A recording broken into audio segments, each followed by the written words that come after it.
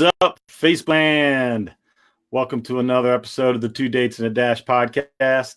My name is Matt Cubbler. I'm your host. And before I introduce Mary, first, obviously, as always, we'll be doing a dedication. Today is a little bit different than normal. I'm dedicating it to people who just got fired from their job. Phil Martelli and his staff at St. Joseph's University for the men's basketball program just got canned. And his top assistant is a good buddy of mine, Dave Duda. And I just think it's a real shame that after 34 years of service to that university, 24 is their head coach, many winning seasons. He is the face of that university, and he's a Philadelphia coaching legend in the Big Five. And I know Dave Duda was a loyal and dedicated assistant who I think had aspirations at one point in time to take over the helm when Phil decided to retire. And it's a shame that the new AD came in and axed them the way they did. Very little notice with there was no hint of it coming. And I think it sucks. So today I'm wearing my St. Joseph's basketball sweatshirt in honor of their staff and most specifically Dave Duda. So that's what I'm dedicating the show to tonight. The podcast, where can you hear it? Anywhere there's a podcast, you can listen to it. Stitcher, iTunes, Anchor, Castbox, you name it. Wherever you listen to your podcast, you can find mine, Two Dates and a Dash. Time to introduce my friend Mary.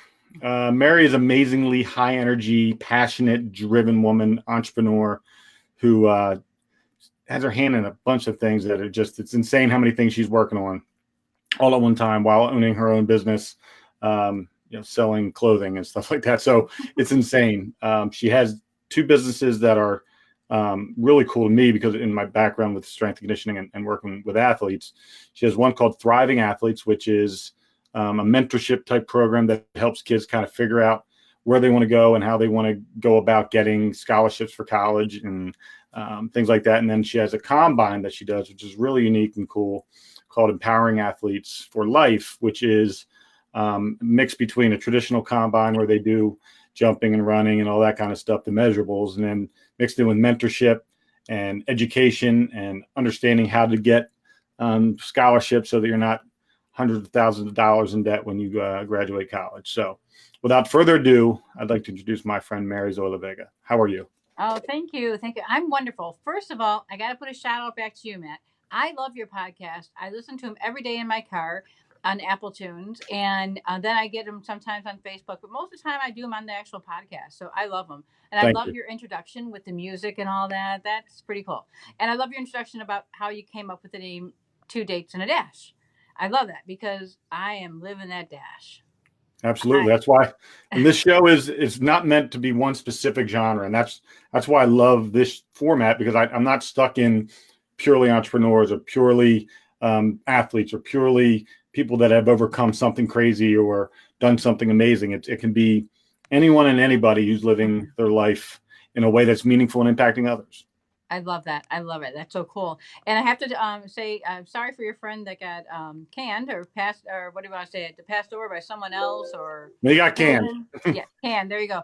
But let me tell you, I'm going to tell you a real quick story. The reason why I actually jumped full force into Thriving Athletes is because I got laid off. I mean, everything happens for a reason, right?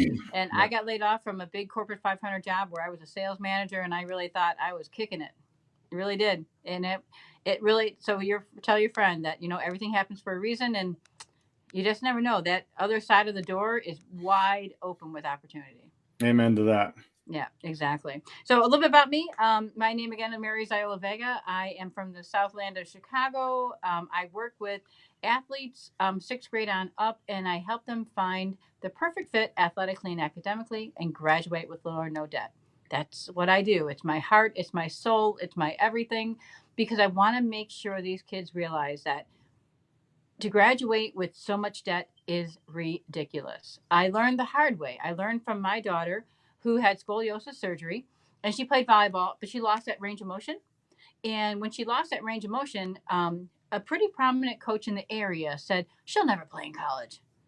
And my daughter was pretty devastated by that. And I'm like, we'll figure it out. And that's what we did. We figured it out. So now 13 years later, 468 kids now, and about $20 million in scholarships. just figured it out.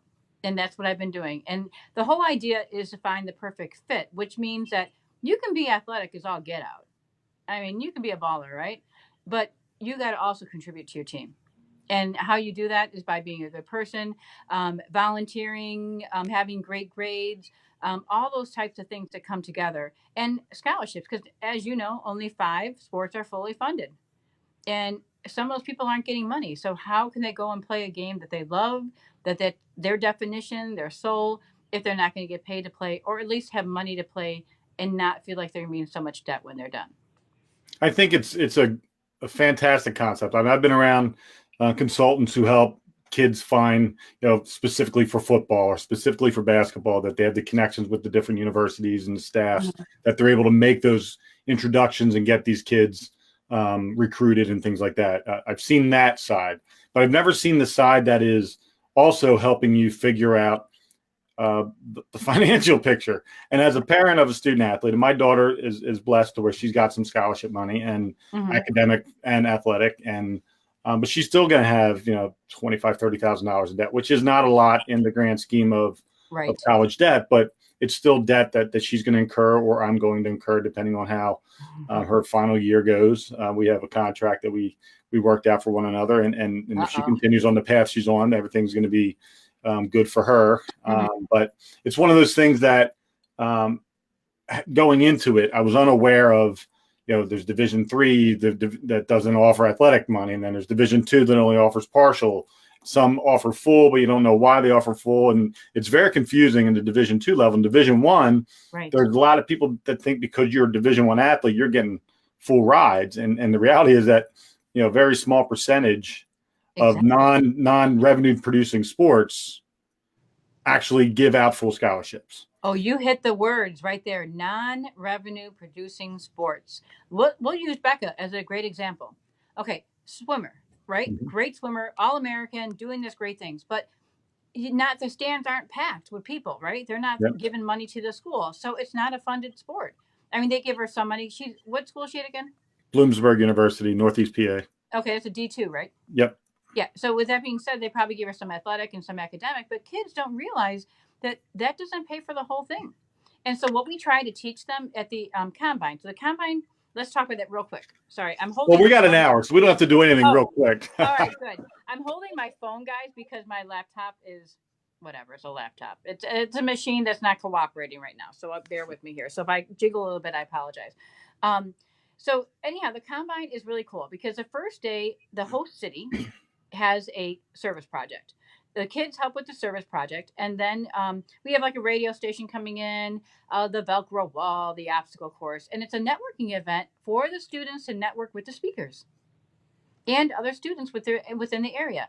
And when that's all said and done, first thing in the morning on Saturday is like you said, the athletic part of the combine, where it's just athletic stats, your height, weight, reach, speed, and bench press. And the whole idea there is that every coach in the United States is going to ask height, weight, speed, usually no matter what sport, from volleyball, basketball, football, the whole bit, right? They all ask the whole thing. Yep. So I'm working with a strength and conditioning coach from the Chicago Blackhawks, Shane Lawson. He'll be going with me to all the combines. And he's come up with a program that hits 5 things that we can test. So we're going to test these 5 things. Then the kids do a 2-minute video. And all that goes into a new site that we're building for empowering athletes for life. And then the rest of the day is, let's say a keynote speaker comes in and talks about mindset. They learn about that from a speaker in a big room setting, and then they go to little rooms and kind of figure it out. Well, now I learned about mindset. How do I use it? What do I do with it? And they take those steps. And we do that for financially fit, healthy fit bodies, educationally fit, and decision-wise fit, which means those kids have to make the right decision, because they're not given that from their parents to make the right decision, which is really sad. But I tell a kid, if you don't have Harvard money, you can't go to Harvard. Right? And a lot of kids don't get that. They're like, wait a minute, I want to go to Harvard, but you really can't. And I will be honest with you, Matt, I am taking that stand to say I'm going to create a new standard. Yes, you're going to be asked to be NCAA compliant, NAIA compliant, but guess what else? I'm hoping that it's going to be coaches saying, are you an empowered athlete? And are you empowered athlete compliant? Wouldn't that be the coolest thing? Yeah, and especially if you become the standard for which you know 1% of 1% are the Hmm. Zion Williams and the best of the best, the Right. Saquon Barkleys. There's very few that are the the Nike All Americans or the those guys that Exactly. are going to be one and doneers in basketball or going to be 2 3 years in college for football and go to the NFL and they're short Exactly. lottery picks.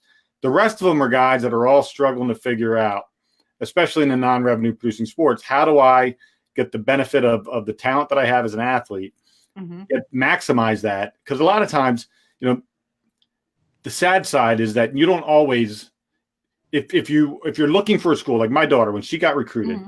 she went to 6 different schools, 7 different schools that recruited her. Some were Division 1, Division 2, Uh-huh. and she was offered more scholarship money from some Division 1 schools. But when you add up what the ending debt is, it's still about the same. It's like, and Right. they know the game. Right. The Division 1 guys know what the Division 2s have to offer, and they Yeah. realize that they're going to be playing with the same end result, which is how much are they going to have to pay when it's all said and done. Right. Had I known 3 years ago, I probably wouldn't be having any debt Right. moving forward with my daughter because I would have figured out the system and the ways that outside of what the school offers as their athletic scholarship and the academic, there's other ways to get scholarship money. Yes, there is, Let's especially talk with about that. yourself. Yeah. Well, especially with yourself being in the arm, I'm being a police officer, being in the armed forces, all your connections, you would be so amazed. In fact, you got another year. I'll give you some tips. I mean, there are so many scholarships out there for people that are children of police officers, armed forces people, retired or whatever. There are so many scholarships out there. It is crazy. I mean, crazy. And there's even scholarships out there for, like let's say if you had like your mom passed away of breast cancer or something like that. There's even scholarships out there for that. I mean, there are so many out there that are never taken. Here's a true story, guys. My daughter, this is one of the very first aha moments I had 12 years ago. I'm married to a Hispanic man, so she's a minority. And I said to her, go into the minority office and apply. I don't care, because she wasn't going to be able to play where she get a full ride. So I said, just go apply. And she goes, oh, come on, mom. I'm like, no, just go apply. I don't care. No one applied for certain scholarships. She ended up getting money for the Black Reunion Fund because she was the only one that applied. Wow. How is it that no one knows to do that? I Why is don't it such a know. hidden secret? Why are public schools and private schools in the high school level not educating kids on how to? Because my niece she wasn't an athlete. She decided she wanted to have a big school experience, Mm-hmm. and she's very intelligent, but she went to an out of state school, South Carolina, Mm-hmm. University of South Carolina. When she graduates, she's going to have close to $100,000 in debt, Oh my gosh. and I don't know how long. I mean, obviously, I know how long it takes to pay off like a $300,000 loan for a house. That's 30 years. Yeah, And you're that's right. paying a lot of money every month. And I'm an established, I work, I have a job, I've got a career. She's got to figure it all out and still somehow make $100,000 or whatever the total is go away. Why is it that schools are not doing that? It is literally the single greatest thing a school can do for a kid Hmm. is to help them figure out how to achieve the least amount of debt when they come out of college Right. and get the experience that they're supposed to get from college, whether it's for their academic profession they're going to have, if they're going to be a teacher, a doctor, a lawyer, whatever, or for the mix of the athletic and the scholastic. I mean, athletic and the scholastic. Why aren't they doing that? Well, it's kind of a really simple thing. They're a business. They want your money. And they don't want you to go looking for it because then you're going to say, I don't have it yet, or it didn't go directly to you. I went directly to the school, or you got it and you didn't take care of it.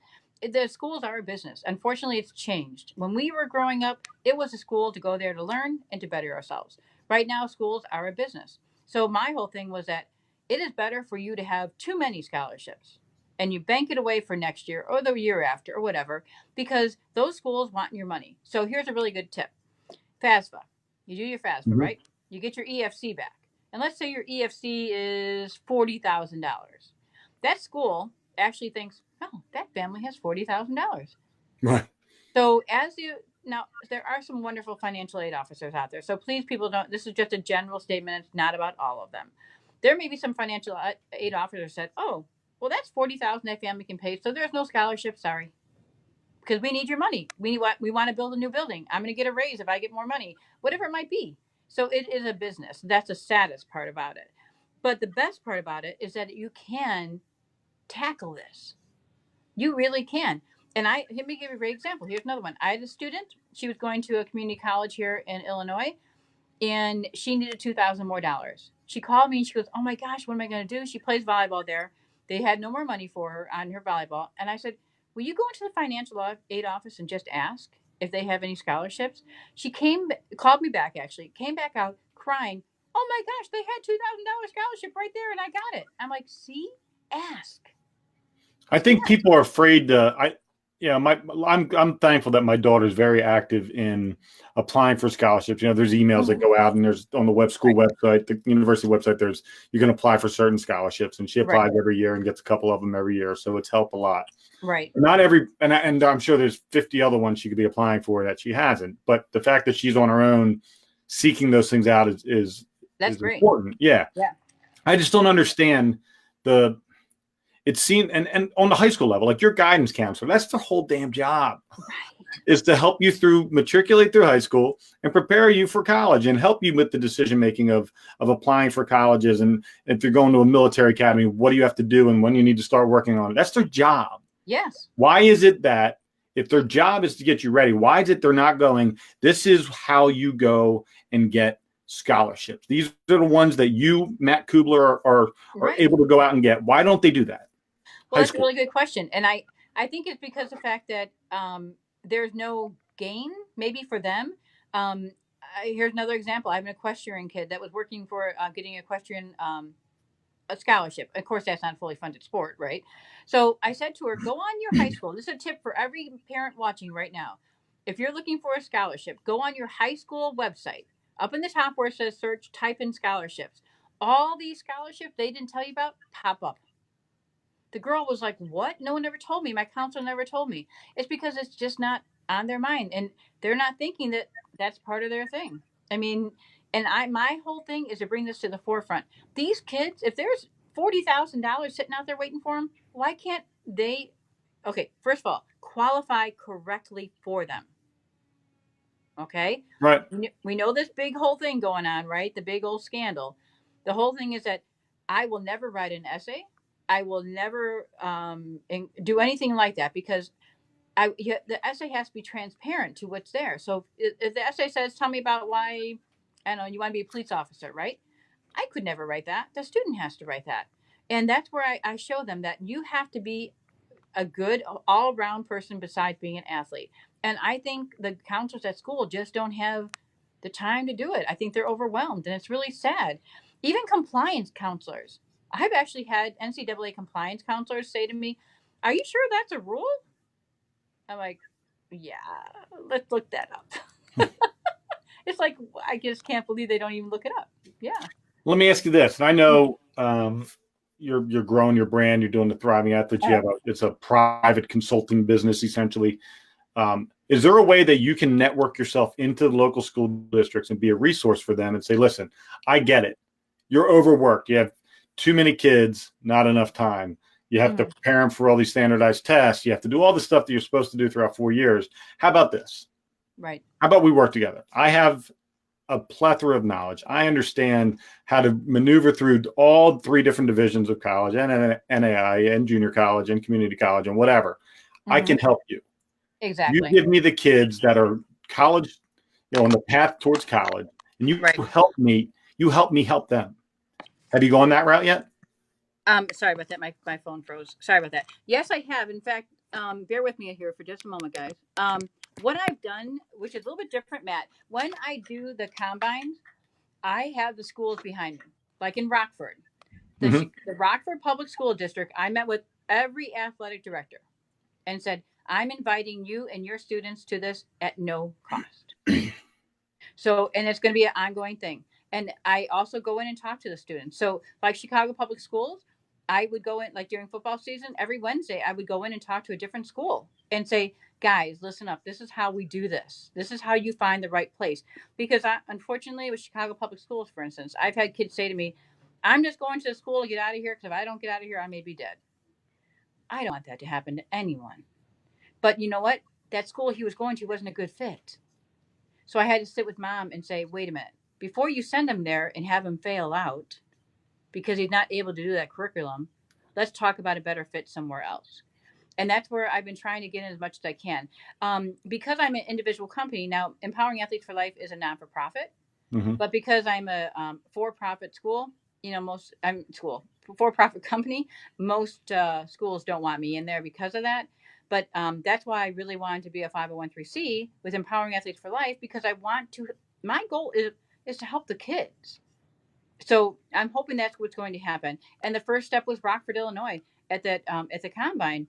They said to all their athletic directors and then all the cities around there, we all sat together and talked about it. And they were like, "Yeah, we got to do this." Now my new one coming up in Hammond, they were like, "We have to do a service project. This is so great. We want the athletes to know about service projects." So I'm trying to go that way in, and hopefully those next steps will be into the school itself. I mean, it's so needed, and I have, Mm-hmm. I'm having similar struggles with my leadership, culture, anti-bullying, Right. and anti-child obesity program because I am obviously not going to do it for free, but Right. I am willing to be a resource that in the beginning gets people in this system in and working. I have one that's doing it right now. I'm not charging them a penny, Yeah. and that's the goal, is to start to get some victories, Exactly. some good programs happening so people can look at something and say, how's it work? Because right now, everything I'm doing is in theory. And I know you've been doing it as a for-profit business for a while, but Right. turning it into something which is a little bit more of a larger, grander scale, I'm sure you have to have a couple victories under your belt in order for the process to take hold and people to go, that does work. Exactly. And that's exactly what happened with Thriving Athletes. I mean, that is a profit business and that is a fee-based business. They start as low as 700, go up to 3,000. I mean, there are things where I do their videos or I go with them on college visits. It really depends. So that for profit funds the nonprofit. So I can go ahead and help as many as possible. But it took a while for people to understand that. And I would do small combines like sports specific, but this big one is my big first one. But I'm ready to set that standard, Matt. I think that, I mean, what you're doing, what I'm doing, we can set a new standard. Why is it that only kids are NCAA compliant or NAIA compliant? Why can't we say hold them accountable for something else? And Right? I think ultimately kids, especially where you're at, I mean, God help you working Mm-hmm. in Chicago school district. And I can only imagine what, you hear all the stories about the city of Chicago, and you Yeah. can only imagine what the school district is like. It In the inner city, working with kids that don't have necessarily someone in their life that they can look to and say they did this, so therefore I can mimic that or go to them for advice. Right. Absent that, they're looking for solutions, and solutions sometimes come in joining a gang. Solutions sometimes come in doing a plethora of other things that are Right. not necessarily beneficial to them, but it gives them at least a communal feeling, or somebody cares about me, or somebody's paying attention to me. What Exactly. we need to do is figure out, how do we get into these kids' heads on a consistent basis? Because ultimately, that's everything. I try to tell people all the time, you can bring me in once a month and I can talk about anti-bullying and leadership, and it's going to be rah, rah, shish, boom, bah. And everybody's going to be like, yeah, I'm great. And a week later, they're going to forget about it. Right. Because if you're not there every single day, it's my background's human behavior. I understand what makes the mind work. I Mm-hmm. understand what motivates people. I understand why people do what they do. And I know why they don't do things. And Right. if everything comes down to consistent messaging delivered in a way that is accessible and absorbable by the person that's receiving it. Right. And individually, you got to figure out within the groups that you're going into how to communicate with them in order to get them to hear you, Exactly. absorb it, and then buy into it. And Exactly. that takes time and consistency. And I think what you're doing is amazing, but it needs to be done daily in Exactly. every school across the country so that these kids have an opportunity. These kids, there's some kids that are amazing athletes that never leave their city, Right. Right. never see a sniff of college because no Never. one's ever said, this is how you do it and I can help you. Isn't that sad? I mean, I agree. And I think that a lot of times athletics not defines a kid, but gives that kid that extra boot of confidence, that extra, like, hey, I can do it. Maybe work harder in school because of it. So to take that away from them to not go to college, I think is terrible. And that's what really motivates me. I've been asked now to take this to Fargo and up to Minneapolis. It's kind of crazy. I'll be honest with you. Houston, Hammond. Des Moines, Fargo, Minneapolis, Albuquerque, and San Diego. Okay. I'm so excited for one reason. Can you imagine how many new students we're going to go ahead and feed into those colleges to go on to that next step? That's freaking amazing. We can change the legacy of some of these people. We can change the economy of these cities. Like a city like Rockford, we have all these kids learn how they go on to college. They're going to come back and feed that back to the city and grow that city. I mean, it's just crazy why they don't teach that in school. You're absolutely right. I have no idea. I learned the hard way from, my kids' ups and downs. But I just, right now, it's just amazing that we don't show this more to the kids. I mean, I would love, how NCAA, you have to be compliant, right? You have to have this in freshman year, this in sophomore year, this, and they tell you what classes you have to take. Now, wouldn't that be awesome if they had an empowering athletes for life? If they wanted to be that freshman year, you had to do this. Sophomore year, you had to do that. That would be an unbelievable standard I would love to set. And I will set it. Oh, I have no doubt. And I know, remember, you had said that your goal was to reduce college debt by how much? Okay, college debt right now is actually 1.5 trillion. It went up. I wanted to decrease it by only 10. That's $20 million this year. Wow. That's a mind-boggling number for one person with your schedule and your life to be able to go out and achieve that. Well, it's not a one-person thing though. It's a team. It's a whole team. But it's you leading the pack, and I think there's no doubt in my mind you're going to achieve it. I have no doubt about it. I just think people don't understand when you say you're going to reduce the national debt, college debt by $20 million this year. Just think about it, like a Division II school in Pennsylvania. Yeah. It's like $20,000 a year, all in if you're in state. So $80,000 for college. Right. Imagine you don't go in with any academic. You're not anticipating walking in with any academic or athletic scholarship. Right. And all of a sudden, Mary comes into your life and empowering athletes for life or thriving athletes. Mm-hmm. And all of a sudden, your debt went from $80,000 to $30,000. Amazing. $30,000 over 10 years is a whole lot more manageable for a kid that doesn't have a job guaranteed out of college. Right. Than $80,000 over 10 years does. Right. Exactly. And people don't understand you're accruing debt. That's interest over 4 years. That's not, it just doesn't magically appear after 4 years. You're not debt free for 4 years going, I'm good. And then all of a sudden the clock starts. It's $80,000 times 4 years of interest. You got it. And did you know that there is no way this debt can be erased? You cannot erase it from bankruptcy. The history, why I really got super passionate about this years ago, I was over 40 and I got a knock on the door from HR at my corporate job and said, we're garnishing your wages because you didn't pay your student loan. I did. I mean, I put it out of my mind. I didn't finish college, Matt. I didn't have enough money. And I was like, I totally forgot about that. Oh my gosh. I mean, I really did. It kind of, out of sight, out of mind, you forget about it. But then as all this started happening with my kids, I'm like, I don't want them ever going through that. Because that was embarrassing, one, yes, but two, like, what? But then I found out, I met a man who's 62 who applied for Social Security, and they told him no because he has to pay back his student loan. No Social Security because he has to pay back his student loan. You can't even take it away with bankruptcy. Nothing. It is a government loan you have to pay back. And you're right, that interest is a killer.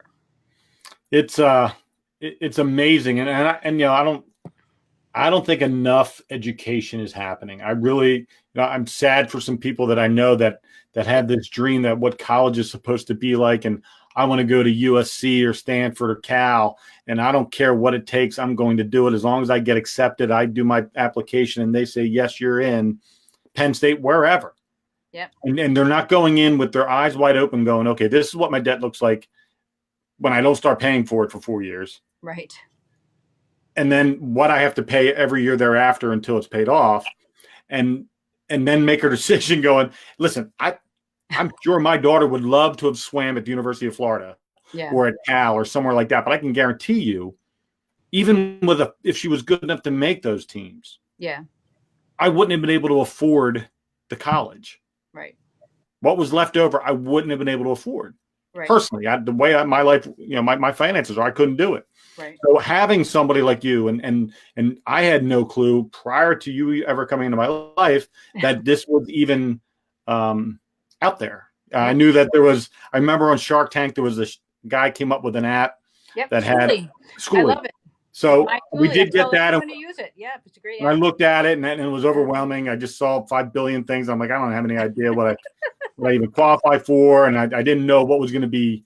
Right. So, in not having somebody who understands that system, to explain it all to me, and I think, for everybody that's listening and anybody that's going to listen to it later on the podcast, you have to go to Mary, and you got to go to her website, thrivingathletes.org.com. Which one is it? .org, thrivingathletes.org, and empoweringathletes.org.com. You got it. Mm-hmm. And you have to go to those sites. You got to see what she's doing. And if you have a kid that's going to college, or even have one that's in college and you have a few years of debt that you can try to erase, you need to get on top of this stuff. Right, exactly. I mean, kids that are juniors and seniors can still find scholarships. In fact, there's a lot out there for them. In fact, it's freaking amazing how many more scholarships there are for juniors and seniors than there are for freshmen. So get your daughter on it. She's going to find him, I know for sure. And trust me, I'm going to be lighting the fire under, and she sends me her essays when she writes them for me to proofread. But I'm excited for people to learn about. I've done a lot of shows. Yeah. And I say a lot like I'm some kind of podcast veteran, but you're number 22. And of the 21 prior to you, not one of them was an educational based show. Like they're more inspirational, they're more emotionally driven, or captivating by some amazing life-threatening incident. Right. But none of them have ever been educational. And when you wanted to come on the show and we were able to get you on before the event in April, I was excited to be able to educate people, because I know a lot of people in the people that I associate with have student athletes, obviously, come to my gym, and I know a lot of parents that are worried about how do we get. How do we choose a college? Right. How do we choose a college that can offer money or not offer money? But at the end of the day, there's also a plan C, which is you can go get other scholarships that the school's not telling you about, or not putting on the table right when you go and they're making their offer for whatever, that there's other opportunities out there. And I think that's important. It is. In fact, right before you called and you saw me walking around with the kids, I was actually on the phone with the college who was calling me about an athlete. And this is what I always ask them. Tell me more about your school, about you, and about what everything is available there, because I'm not going to share you with my athletes until we know it's a good fit. Because if a kid cannot excel at, let's say, Arizona State, they're not going to do well there. I'm not going to go ahead and tell the kid, let's go and apply. We're going to talk about it. I'm going to say Arizona State was interested. They like you. And because I have what I call a needs list, so the kids can actually find out what everyone needs, right? And I said, they're interested in you, but we need to talk about the school. Is it a good fit? Well, they may want to be able to give you a full ride, but can you handle it? And that's where Empowering Athletes for Life came about, is that, can you handle it? Can you handle what a college is asking you to do? That's exactly how it came about. And we had talked about International Ball Players United, my friend Howard Brown, and what he did was doing with athletes who are graduating college or pro eligible that aren't going to the NBA for basketball, and giving them opportunities to go overseas and play basketball. And one of the things that I would do when we would have the players at the combine is I'd be talking to them, and I could tell. I would give my assessment to them, and Howard's looking at opportunities for players. He would call me and ask me, "Do you think they can make it over there?" And the reality is that some people aren't meant to be in certain environments. Whether it's overseas, you send a player who's never left Chicago and tell him he's going to go to Macedonia to play basketball for $1,000 a month, and no guarantee on that contract, and you don't know what the temperature of the climate of the socioeconomic world or the political world in that environment, and you're telling a guy that's never been in overseas ever, he doesn't have a passport, that we got to get all this stuff done. We're going to send you a place you've never been with people you don't know.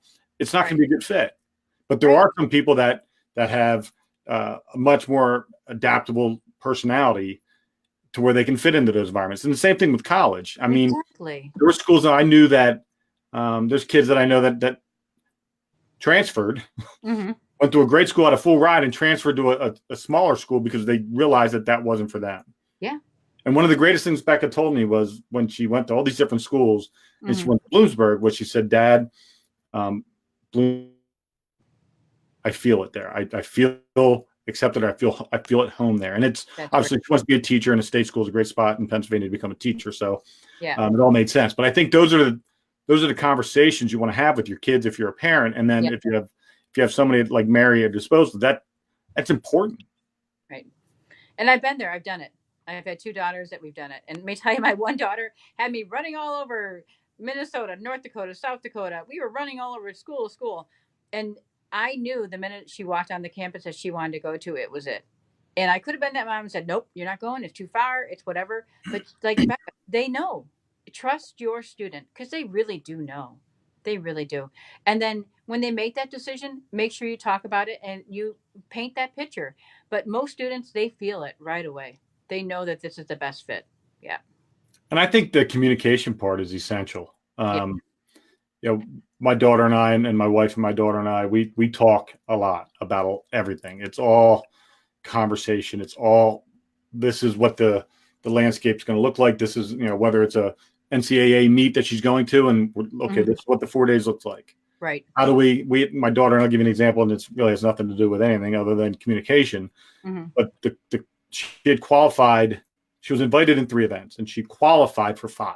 So she had a qualifying time, but was invited in 3. So when you get invited in at least 1, you can swim in all your qualified events. So you can only swim in 4. And then relays if you're lucky enough to have a relay come. So she did not have a relays, but she could only swim in 4 individual events. And the days where the certain events are at. And we strategically figured out, even though the 200 freestyle was a very good event for her, it fell between 2 events that she had a chance to make All-American in. And the 100 free, which is not anything she even remotely had a shot at doing anything other than swimming a great race, was at the very end. So we didn't swim the 200 freestyle, and it was a conversation. And she really wanted to swim it because she really loves swimming it, and it's her favorite event, and yada, yada, yada. But when it all said and done and we painted the picture of what the 4 days looks like, she understood the value of the rest day. That's great. And so when you're talking to your kids, when you're explaining colleges and you're explaining, Seton Hall is one of the schools that recruited Becca, and I said, Becca, no offense, you want to be a teacher in Pennsylvania. Why do you want to go to a 4 times more expensive school in New Jersey that when you graduate, you still have to take a certification test? Right. To even qualify to be a teacher in Pennsylvania. Exactly. And even though they offered a lot of money, it made no sense. Right. To do that. So having those conversations, just because your kid says, I love Seton Hall's campus and their swim team's great. Well, guess what? If you want to be a teacher, or sometimes you don't need to go to Harvard to become a kindergarten teacher. That's right. That's right. I mean, you hit that nose on the button there. I mean, I've had discussions with kids just even the other day. I said she was not an athlete, just a student. 'Cause I help students also. And she was going to school, and I said, what are you going for? I don't know. Mom was like, yeah, she'll figure it out. I'm like, and how much are you paying to figure that out? Right. I'm like, that is crazy. Why would you do that? I mean, talk to them. And she was like, well, she just wants to go to school because she wants to get out of the house. I'm like, really? Let's talk about that. Open up and talk. Because I don't know about you, but paying a lot of money for my kid to go hang out somewhere is not the idea, especially when the kid is taking advantage of it. So if you talk to them and really ask what they want, you know what it came out to be? She wanted to be a hairstylist, and Mom didn't want her to be that. Well, it's not Mom's life. What? It's the kids. Let her be a hairstylist. Maybe she'll be the best dang hairstylist in the world. In fact, let me tell you something. When I was young, my mom would say to me, Mary, I don't care what you do in life, just so you're the best. You can be a garbage collector. Nothing wrong with garbage collectors. You can be a garbage collector. Just be the best dang garbage collector there is. Side note, dream job, since I was a little kid, would be on the back of a trash truck, yelling, go to the driver. And I'm the guy that hangs on the back of the truck. I swear to God, that has been the dream of mine since I was a little kid. And I will one day, even if it's just for one day, ride on the back of a trash truck and collect trash one day. It's been a dream of mine. I've always, when I was a kid, would sit in the back seat of my mom's car and we'd get behind a trash truck. And I see the guys hanging. I'm like, that is the baddest ass job ever. You don't have to be in the car. You don't have to wear a seatbelt. You get to hang on the back and hold on to a little metal thing in the back, and you're just hanging on the back of a truck. It's awesome. And I still want to do that job. Okay, well, I'm gonna keep that in mind for next time I meet some people. So. That's it. You know anybody that needs a fill-in one day, not winter, I don't think, but maybe like spring. Winter. Yeah, no, I don't want to do that. No lake effect snow. I don't need that. So, but yeah, I I really do think that communication is one of the things that's missing Yeah. in school. I think we've created an environment, at least locally here, I see it, where kids are pretty much programmed to consume, regurgitate, Right. and forget. You got it. And to me, that's, when we were growing up, I went to school, you went to school, say there was 4 English teachers in 10th grade, and they all are teaching the same curriculum.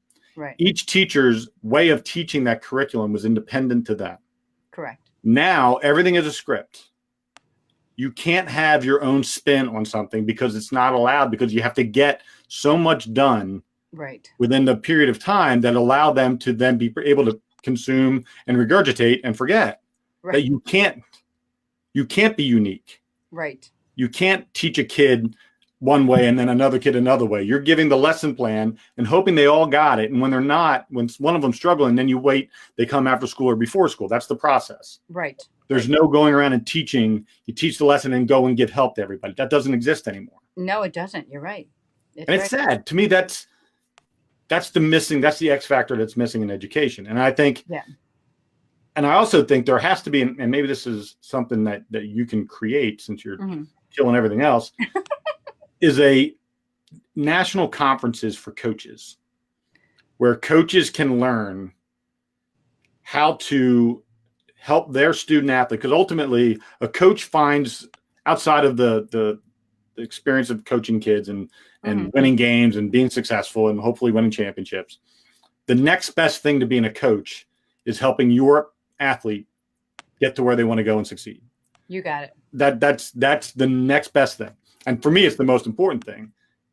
And if there is, I don't think coaches know jack shit about how to get their kids, the kids that are the D3 kids, right, who can go play basketball somewhere in this country because they still love basketball and they have the talent and they have the academic ability to go get accepted into these schools. How do we get them money so they can do that without having to ruin the rest of their life? Exactly. And that's where I'm hoping that with Empowering Athletes for Life, that we can teach them that. And I'm hoping that it comes to a point where we do have that. We do have a coach's corner at each of the Empowering Athletes for Life. And I've talked to coaches and said, I want you to help there. But I think that's a great point, Matt, that I should take that next step and say, coaches, I want you to be part of making sure that we're getting what has to be communicated to the athletes from them. I mean, I've asked them to be a part that way. And I think that's a really great way to make that next step. Because wouldn't it be cool if we had a coach's corner that actually was active on a site? Yeah. Well, my next question was, is your website, is it going to, do you have like a secure network within your website where coaches can get memberships with access to information that allows them to be a better tool within their school? And I can tell you this, more kids are going to want, and not that recruiting is allowed in high school, but more people are going to move into areas. If they're coming from out of town or their families that are new to want to go have kids and they're like, where do I want to raise my family? I want to go to a place that has great athletics, great academics, and they get kids into college and help them pay for it. Right. Yeah, I think that would be really I would promote the crap out of that. I agree. My brain's already going. Because right now we are opening up, with the Empowering Athlete for Life, we are opening up part of the site that will have all the athletes listed so the coaches can go look. But it'd be cool if we had a coaches section where the coaches can go learn and look too. Well, Matt. Yes, I know. Always thinking. That's why I love this. The show has no plan. So that's the best part of it, is that as it's like spitballing, we're brainstorming here. As we're talking and sharing, ideas are coming from both of us. And that's why the show works. And that's why I'm excited always to have great guests who are engaging and can play off my nuttiness sometimes. And I think it's just fun to have open, honest conversation about things that are helping people.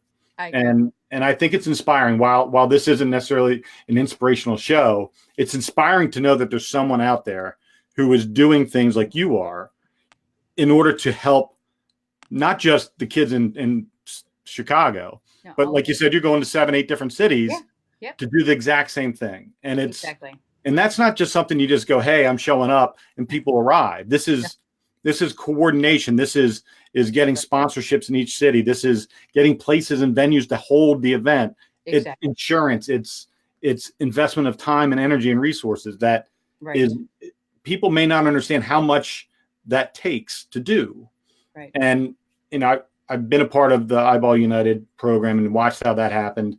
And I can only imagine the magnitude of what you're doing, because that was a small town with 70 basketball players. You're having hundreds of kids show up, right, and you're going to be herding them into this circuit of stuff. You're going here, you're going there. You have volunteers. You got to be prepared. You got everything. And I think that's just the fact that you're able to manage that and pull that off and then replicate it is amazing. Well, thank you very much. You know what? The only reason what drives me, Matt, is that it has to be done. These kids have to know this stuff. I mean, I do like you. It's a disservice, and it's so sad when I hear kids $200,000 in debt. I'm like, what kind of job are you going to get? I mean, they come out, maybe they're counselors or teachers. I mean, you're going to have to work for the rest of your life to pay off that loan. That's a shame. And that doesn't count that you're going to have a car and a house and maybe kids and a wife and a dog and insurance and all those other things that you have to account for. And it's when you're making $800-900 a month payments, to something that you could have. I when I mentor kids and we talk a lot, and I'm lucky in that I'm mentoring a lot of kids that are already driven. The reason why they're coming to me is they have a desire to be better. And I do mentor some kids that come from broken homes that are trying to figure it all out too. But for the most part, and they want to get better too. They're driven. Right. I can have a conversation with them and say, here's the deal. When you get done, these are the things that life will bring you. This is what life will look like, regardless of your economic situation, regardless of what degree you come out with. Life is going to throw you this. Right. And it looks like this. In this area, a 1-bedroom apartment in a decent area, it's going to cost you $1,400 a month. Right. Okay, that's $1,400. Let's look at what a salary for a teacher is. Right. Okay, let's take $1,400 a month off the top of that. And you break that down for me, like, holy crap. And I'm like, all right, so here's the deal. You can go one route to get your degree. Yep. You can go another route to get your degree. Which one is the one that's going to help you when you're 30? Right. Whoops. Not maybe ego-wise. Right. If you don't want to say you went to the community college for 2 years on a fraction of the dollar value of what the first year of a 4-year school would be. Right. That's the smart play on some level. Exactly. If you don't have someone like Mary in your corner who's telling you the different kind of scholarships you can get, because now all of a sudden that 2-year option is not really required. Right. Because if you can knock the difference between those two prices for the first 2 years and do that with scholarship money, now all of a sudden you're in the place you want to be, the avenue where you feel like you're in the chance for most success and most confident, and all of a sudden you're feeling good. And that's where, as a mentor, somebody like you is a great resource. That I don't have that knowledge. I know that it's out there. I don't know where to find it.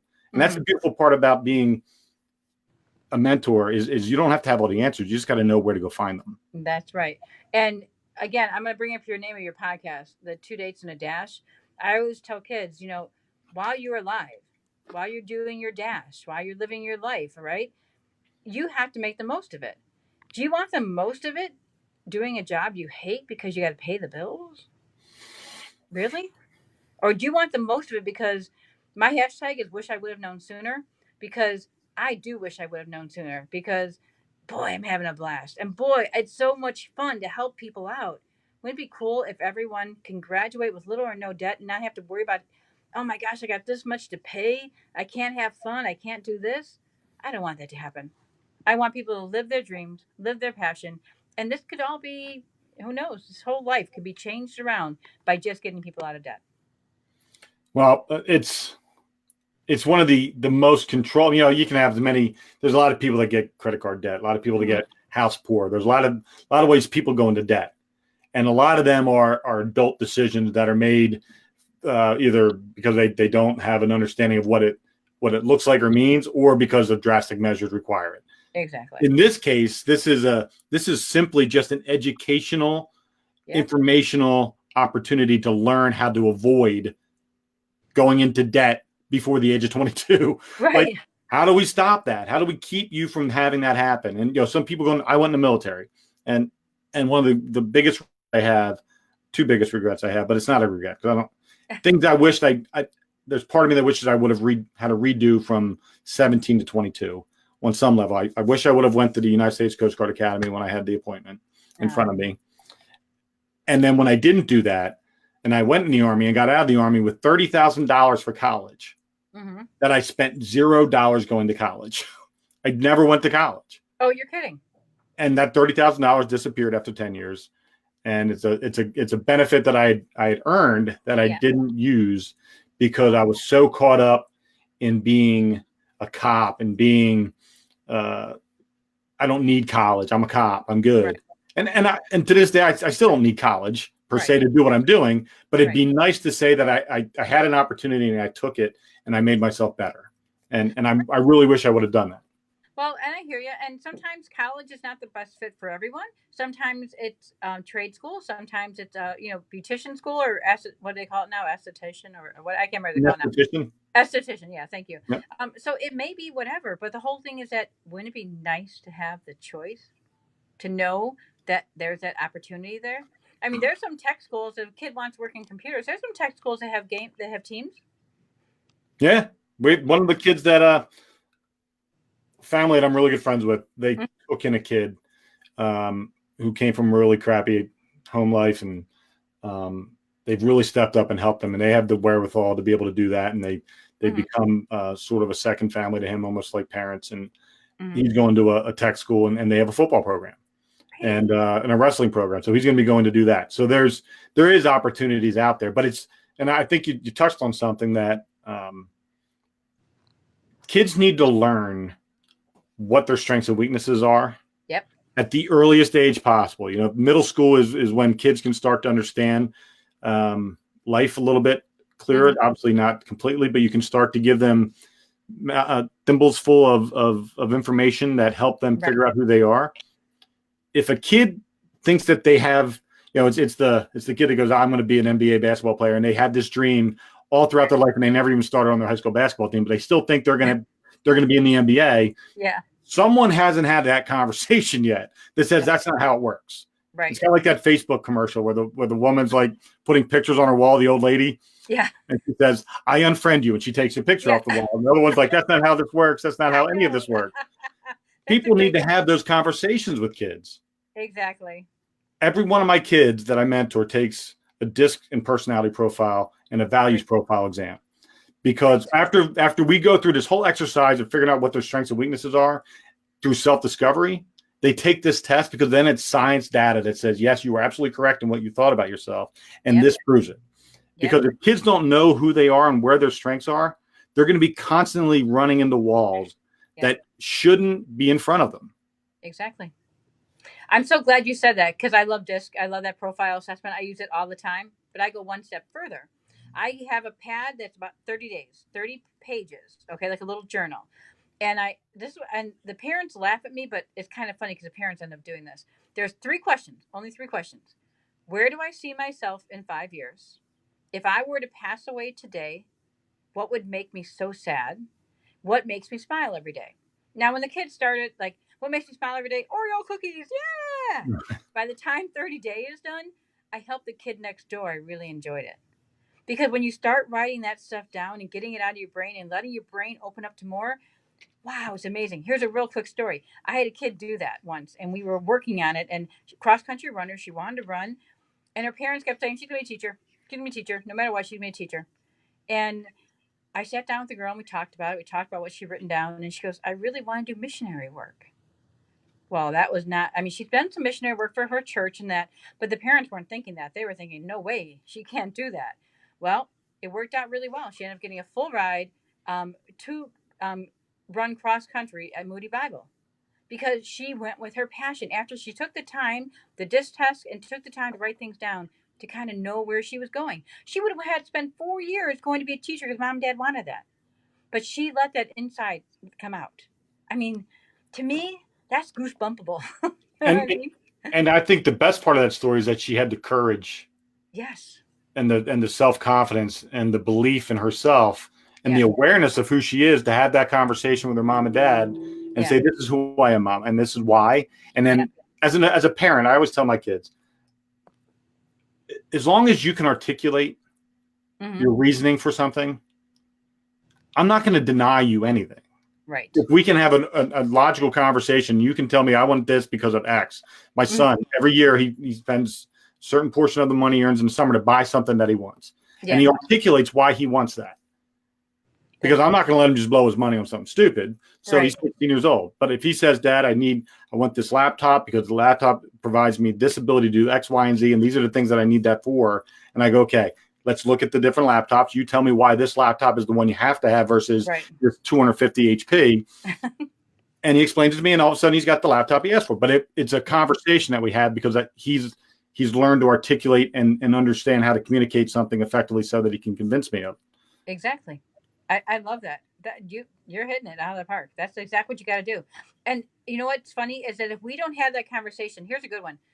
If you are talking with your student, you just got done with a college visit, and your student says, hey, the coach was okay, not really sure. It was great, but I love the school. But if you don't take that conversation a little bit further, you'll have a kid sitting 2 months from now, 3 months from now, hating the coach, hating the school because you didn't take the conversation just a little bit further. Yep. When you are visiting with the coach, they're on their best behavior. Yeah. And they're trying to sucker you. They want you in there. They're trying to sell you the program, right? Right. So I always tell moms and dads, ask the question and then shut up. If you don't let them talk, if you answer the question for them, like, here's a good one. How'd you like it? Oh, I thought it was great. The mom's saying this. I thought it was great. I really thought you liked it. How'd you like it? But what's the kid going to say? Most say, yeah, it was all right. But if you don't give that question to your kid and say, well, what were your thoughts about the coach's behavior then? And then be quiet. Just shut up. When my daughter went on her visits, I would tell her, I said, obviously you have are they going to be able to utilize your skill set? Like all the things athletically, like, are you going to fit into the plan? Right. Absent that, watch how the teammates work with each other. That's right. Watch their attitudes. Are they smiling? Right. Is everybody like robotic? Like, look at those things because you know what you want. She said, I want a family. I want to feel like I'm a part of a family because she's always been in her club teams and everything. Like everything was sort of familial and her best friends, and they just did everything together. She said, I want a place where I can have that. And in all the places, that's what, when she came back, it had nothing really to do with the coaches are great, but she understands coaches are coaches. But ultimately, it's who she's going to spend every hour of her day at a pool with. Exactly. That she made that decision. So when I give kids, I say, okay, when you're going to schools and you see, and you're in like if you sit in on a class or something, like, watch how those kids are there. Are they Are they relaxed? Are they having a good time? Are they interacting with each other? Those are the key indicators of how you're going to assimilate into an environment where you're now the new person. And are they going to accept you in with open arms? Or is there going to be hazing? Is there going to be like all those questions you have to ask yourself? Right. And the thing that really sold that made Seton Hall fall off the list was when she went there, the coach assigned her 2 people to take care of her that night. Yeah. And she didn't see anyone else on the team. Oh. And when she went to Bloomsburg, the whole team stopped practice. Very good. And came and said hello to her. Mm-hmm. And the other recruits. And then that night, the whole team was together at an activity. And that was the selling point. Well, I always tell kids, do an official and an unofficial visit if you can. Because the unofficial is going to tell you a lot, and so is the official. The official visit is going to tell you exactly what they want you to know to sell you the program. The unofficial is like, you're there unofficially. If you like it or not, it's no big deal. But officially, they're paying for you to be there. So they're going to sell you hard, and they're going to sell you that they want you there. Yep. So I always tell kids, take both. I mean, you don't have to stay with the team on your unofficial. You can go there and just go do your thing. Really see what the culture is like. Because you're right. If you are not feeling that culture now for your visit, do you think you're going to feel it for 4 years? Right. Yeah. Well, listen, an hour's blown by, which was awesome. Yeah. So what I want you to do is take the last minute or two to tell everybody the websites again, tell them the dates of the event in Rockford and any other dates you have out there that you already know about in different cities, and let everybody know how they can find out more information. All right, very cool. Okay, again, Mary Ziola-Vega, thrivingathletes.org, empoweringathletes.com. And my email is mary@thrivingathletes.org. The events coming up are April 12th and 13th in Rockford, Illinois. Houston is September 16 and 17. No, wait, August 16 and 17. So Houston, I'm sorry if I got that wrong. And then Hammond is 25 and 26. And then I'm going to give you a little tidbit, Matt. I was just invited to do something very special at an NFL thing. Oh, yeah. What's that? I can't tell you. Oh. You got it. All I can tell you is I am so honored to be part of the NFL 100 founding cities. Did you hear about that draft going on? I did not. Oh, yeah. They're having celebrations at 100 founding cities of the NFL. Well, And I guess I'll need to Google that. Yes, and I'll send you a thing on it. And one of those cities may have asked me to do a combine there. Well, that is cool as all get out. I know, but I can't tell you which city or anything. All right. Yeah. Well, thank you. Is that, no problem. I'll get it to you. Don't worry. You'll be the first to know because you're Mr. Football. So you'll be the first thank to know. you.